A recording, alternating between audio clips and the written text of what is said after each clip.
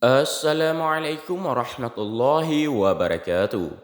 Dahulu kala, Rasulullah Shallallahu Alaihi Wasallam pernah mengisahkan tentang dua orang teman yang juga bersaudara tetapi memiliki nasib yang berbeda. Saudara yang satu, dia adalah ahli maksiat.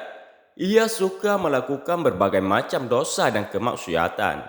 Kewajiban sebagai seorang hamba juga banyak yang ditinggalkan. Seperti yang kita tahu, balasan bagi para pendosa adalah azab dan siksa Allah yang sangat pedih dan menyakitkan. Namun, meskipun ia suka bermaksiat, tetapi Allah Subhanahu wa taala malah memasukkannya ke dalam surga.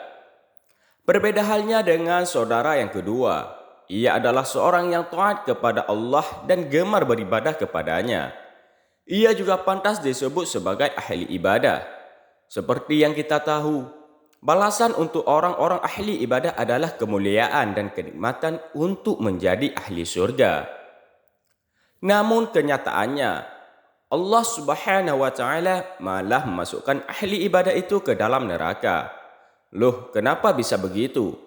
Berarti Allah Subhanahu wa taala tidak adil. Masa ahli ibadah masukkan ke neraka sedangkan ahli maksiat masuk surga? Keputusan Allah itu bukan semena-mena tanpa alasan. Berikut kisah selengkapnya. Di masa lalu, hiduplah dua orang dari golongan Bani Israel. Mereka berdua adalah teman sekaligus bersaudara. Namun ada yang membedakan di antara mereka, yaitu yang satu ahli ibadah sedangkan yang satunya ahli maksiat yang suka lalai terhadap kewajiban. Sering sekali orang ahli ibadah menjumpai dan menyaksikan kawannya melakukan banyak perbuatan dosa dan kemaksiatan.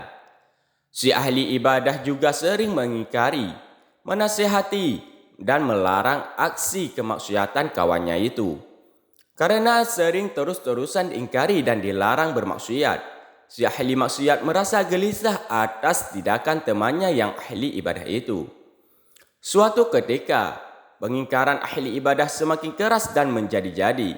Sontak saja si ahli maksiat berkata kepada ahli ibadah, "Biarkan saja aku bersama Tuhanku. Emangnya kamu itu diutus untuk mengawasi diriku?" Mendengar penuturan kawannya yang ahli maksiat itu, sang ahli ibadah lantas bersumpah dan berkata, "Sumpah demi Allah, Allah tidak akan mengampunimu atau tak akan memasukkanmu ke dalam surga selamanya." Si ahli ibadah merasa bahwa perbuatan kawannya yang ahli maksiat itu sudah kelewatan batas hingga tak kunjung bertaubat. Oleh sebab itu ia berani bersumpah dan berkata kepada temannya itu bahwa Allah tidak akan memaafkan perbuatan maksiatnya dan tidak pula memasukkannya ke dalam surga. Padahal tidak pantas seorang hamba berkata seperti itu. Itu sama saja membatasi kehendak Allah, karena sebenarnya semua keputusan ada di tangan Allah. Hanya Allah yang mampu memutuskan apakah seorang hamba masuk surga atau masuk neraka. Kemudian suatu hari, Allah Subhanahu wa taala mencabut nyawa ahli ibadah dan ahli maksiat itu. Keduanya pun akhirnya meninggal dunia. Kemudian keduanya dihadapkan kepada Allah Subhanahu wa taala. Allah Subhanahu wa taala lantas berfirman kepada orang ahli ibadah, "Apakah kamu mengetahui tentangku? Ataukah kamu mampu terhadap rahmat yang ada di tanganku?" Allah Subhanahu wa taala lalu berfirman kepada si pendosa ahli maksiat, "Pergilah kamu lalu masuklah kamu ke dalam surga dengan rahmatku." Allah Subhanahu wa taala lantas memasukkan ahli maksiat itu ke dalam surga sedangkan ahli ibadah dimasukkan ke dalam neraka. Betapa malangnya ahli ibadah itu. Ia kini harus mendekam di dalam neraka yang sangat panas dan mengerikan. Inilah balasan untuk orang-orang yang gegabah dan suka memvonis sesat saudaranya sendiri yang suka bermaksiat. Seharusnya sebagai seorang hamba, ia harus senantiasa berhati-hati terhadap ucapannya itu dan jangan sekali-kali mendahului kehendak Allah Subhanahu wa taala. Karena hal itu bisa memancing murka Allah. Karena rahmat dan ampunan Allah Subhanahu wa taala itu sebenarnya sangat luas bagi para hamba-hambanya.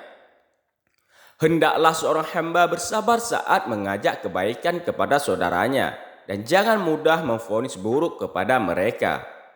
Berbalik beruntung bagi ahli maksiat yang mendapat ampunan dan rahmat Allah Subhanahu wa taala. Ia memasuki surga Allah yang sangat penuh dengan kenikmatan. Kisah ini menjadi bukti betapa besar rahmat dan kasih sayang Allah kepada umat-umatnya. Allah bisa saja mengampuni dosa-dosa seorang pendosa tanpa taubat jika Allah sudah berkehendak. Dari kisah ini, bukan berarti kita disuruh bermaksiat saja dan tidak perlu beribadah. Melainkan kita harus menjaga ucapan kita dari murka Allah Subhanahu wa taala. Adapun ibadah adalah sebuah kewajiban seorang hamba kepada Tuhannya. Semoga kita semua kelak dimatikan dalam kondisi husnul khatimah dan menjadi penghuni surganya Allah Subhanahu wa taala. Amin. Wallahu a'lam bissawab.